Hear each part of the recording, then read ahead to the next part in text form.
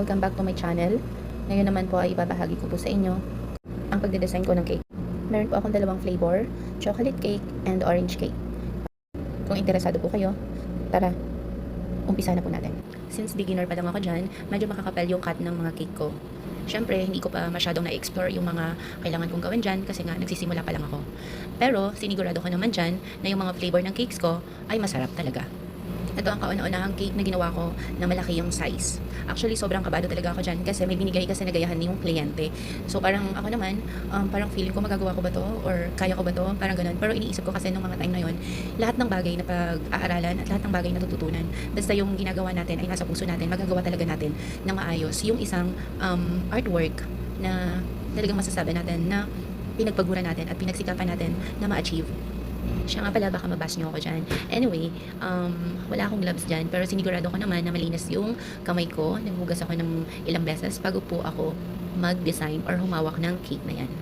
Ayan, pinag-layer-layer ko lang po pala yan. Tapos, hindi po ako ganun kapal mag-icing kasi based on my experience talaga, hindi po ako nahilig talaga sa napakakapal na icing. Anyway, dyan pala sa pag-assemble ko ng cake, gumamit pala ako dyan ng light syrup. Siyempre, beginner ka, hindi pa siya ganun ka moist talaga yung cake na magagawa mo, lalo na yung chocolate. Yung mga time na yan kasi nag-aaral ka pa rin eh.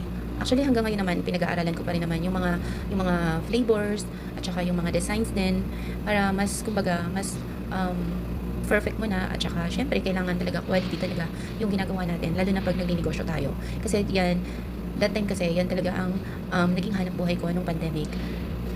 Actually, sa ganitong hanap buhay, napaka-importante talaga ng quality ng lasa. And syempre, yung pulidong gawa. Yun, hindi yung bara-bara lang yung gawa natin. Kailangan presentable talaga para babalik at babalik ang ating mga customers. Anyway, may kataasan talaga yung cake na yan. Halos nasa 7 layer na siya. Tapos, dalawang kulay yan. Kulay pink at saka yung isa ay cream. Ayan, nagde-design na nga pala ako dyan. Nabalot ko na ng buong icing, yung buong cake.